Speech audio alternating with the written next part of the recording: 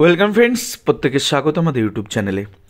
যে সমস্ত ভিউয়ার্সরা প্রথমবার চ্যানেলটি দেখছেন তারা অবশ্যই চ্যানেলটিকে সাবস্ক্রাইব করে দেবেন এবং চ্যানেলের পাশে থাকা বেল আইকনটি প্রেস করবেন যাতে এই ধরনের খবরাখবর সবচেয়ে আগে সবচেয়ে দ্রুত আপনাদের কাছে পৌঁছে যায়।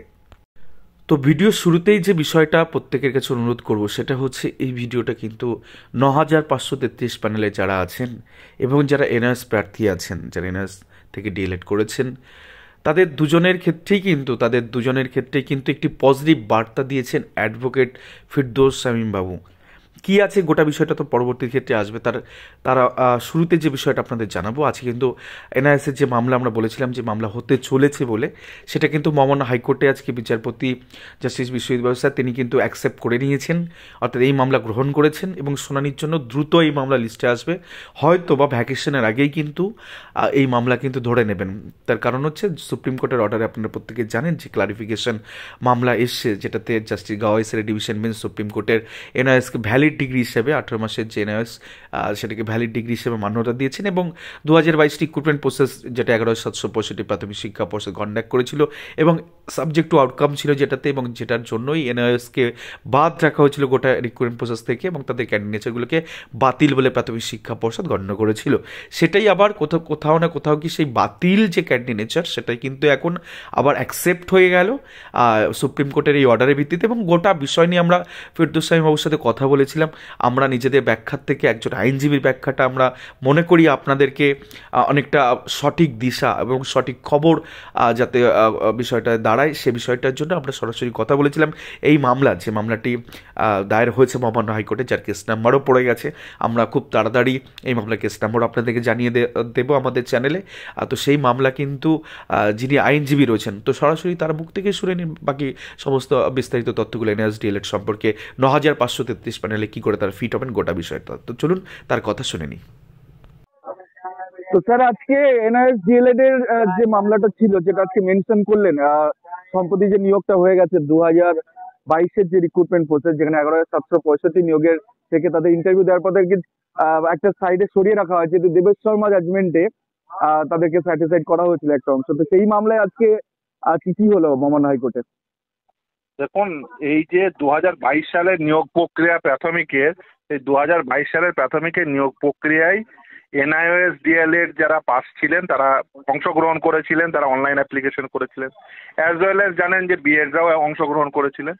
বিএডদের দেবেশ শর্মা জাজমেন্টের পরে বাদ দেয়, যদিও তারপরে যাদের ডুয়াল ডিগ্রি ছিল বিএড এবং ডিএলএড, সুমন্ত কলেজের মতো, তাদের কনসিডার করার জন্য অলরেডি আপনি জানেন ওই মার্কস পাবলিকেশনের অর্ডার দিয়েছে মহামান্য বিচারপতি শেখর মান্থা। এখন এনআইএস ডিএলএড যারা পাশ করেছিল এবং পাশ করে যারা পার্টিসিপেট করেছিল, তারাও যেহেতু পার্টিসিপেট করার পরে তারা অ্যাকচুয়ালি তাদের বাদ দেওয়া উচিত ছিল না, কিন্তু বোর্ড একটি কমিউনিকেশন করে, সেটা ইন্টার ডিপার্টমেন্টাল কমিউনিকেশন ছিল বোর্ডের সঙ্গে ডিপিএসসির 5/2/2024-এ, যে যাতে কোনোভাবেই কোনো এনআইএস ডিএলএড পাস ক্যান্ডিডেটরা তারা যাতে অ্যাপয়েন্টমেন্ট লেটার না সেটা লিখতে বলেছিলেন। এবং সে পরিপ্রেক্ষিতে একজন এনআইএস ডিএলএড তারা চাকরি পাননি, তারা তাদের ক্যান্ডিডেটশিপ অর্থাৎ প্রার্থীপদ সেটা কনসিডার হয়নি। Very recent supreme court Biswanath and others versus state of উত্তরাখণ্ডের মামলায় ভেরি রিসেন্টলি একটা অর্ডার দিয়েছেন। সেই অর্ডারে একেবারে স্পষ্টত প্যারা 3-তে বলেছেন, however to avoid any confusion we again clarify that the 18-month diploma obtained by such person who are in employment as on 10th August 2017 and who have completed the diploma course of 18 months would be treated as valid diploma holder for the purpose of applying in other institution or for promotional avenues. Needless to state that the clarification will be effective from the date of pronouncement of the judgment under review. So basically এই review অর্ডারটি দিয়ে মহামান্য supreme court বলে দিলেন যে এইটা ওই অন্য ইনস্টিটিউশনের অ্যাপ্লাই করার ক্ষেত্রে বা প্রমোশনাল এভিনিউর ক্ষেত্রে যেহেতু ওয়ান টাইম উইন্ডো ছিল এনআইএস ডিএলএড, ফলে সেটা ব্যবহৃত হতে পারে।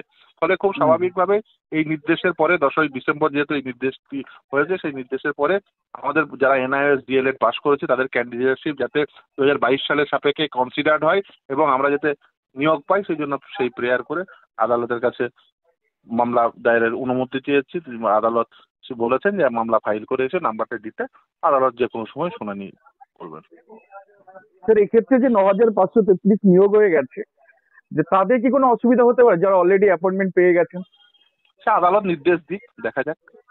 আদালত যা নির্দেশ দিবে, আদালত ইভেন তো এর আগেও নির্দেশ দিয়েছে, ইভেন ফিউচার ভ্যাকেন্সি থেকেও তো আদালত অ্যাপয়েন্ট করার নির্দেশ দিয়েছিলেন এর আগে, আপনাদের নিশ্চিতভাবে মনে আছে। ফিউচার ভ্যাকেন্সি ক্ষেত্রে একটা বিষয় একটু আপনার কাছে ক্লারিফিকেশন চাইবো। ধরে নিন ফিউচার ভ্যাকেন্সি তো ফিউচার যে সমস্ত ক্যান্ডিডেট আছে তাদের জন্যই তো রাখা থাকে, তো সেক্ষেত্রে ধরুন একটা নোটিফাইড অনেক ভ্যাকেন্সি সময় দেখুন, অনেক সময় তো বিভিন্ন it's a court of equity also, অনেক সময় বিভিন্ন কারণে ধরুন, যেমন ধরুন এই যে ধরুন এরা বলতে পারেন যে আদালতের নির্দেশের ফলে এরা ডিপ্রাইভ হয়েছে।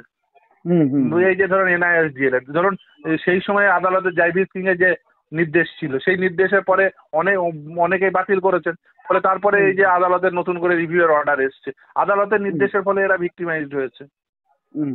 ফলে খুব স্বাভাবিকভাবে বিং কোর্ট অফ ইকুইটি হয়তো বা যারা ধরুন পেয়েছে তারাও তো যে অন্যায় করেছে তা তো নয়।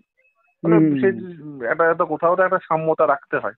আদালত যে কোনো কিছু দিতে পারেন, এখনই বলা সম্ভব নয়, তবে নিশ্চিতভাবে যারা পার্টিসিপেট করেছিলেন এনআইএসডিএল এর তারা ন্যায্যতার সঙ্গে তাদের কনসিডার হওয়া উচিত।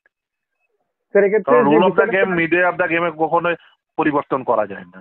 আপনি একটা যে নিয়মে নিয়োগ প্রক্রিয়া চালু করলেন, পরবর্তীতে সাবসিকুয়েন্টলি একটা অন্য একটা আইন এলো, তারপরে বলছেন যে না ওই আর্লিয়ার নিয়োগ প্রক্রিয়াটি ওই আইনটাকে আমি পরিবর্তন করে দিলাম, সেটা তো আর হয় না। সেই সময় দাঁড়িয়ে যা মিনিমাম এলিজিবিলিটি ক্রাইটেরিয়া ছিল সেটা ফুলফিল করলে তাকে কনসিডার করা উচিত নিয়োগে। বেশ, ঠিক আছে স্যার, অসংখ্য ধন্যবাদ আপনাকে আমাদের চ্যানেলে তো সময় দেওয়ার জন্য। তো আশা করি গোটা বিষয়টা আপনারা বুঝতে পেরেছেন। সবারই মঙ্গল কামনা করে আমাদের এই ভিডিওটা আমরা শেষ করছি। যদি ভিডিওটা একটু ভালো লেগে থাকে, যদি আপনার মনের মধ্যে উৎকণ্ঠা একটু কম হয়ে থাকে, তাহলে অবশ্যই চ্যানেলটিকে একটু সাবস্ক্রাইব করে দিন এবং একটু শেয়ার করতে ভুলবেন না। প্রত্যেকের কাছে এটা রিকোয়েস্ট, একটু শেয়ার করে দিন। ধন্যবাদ।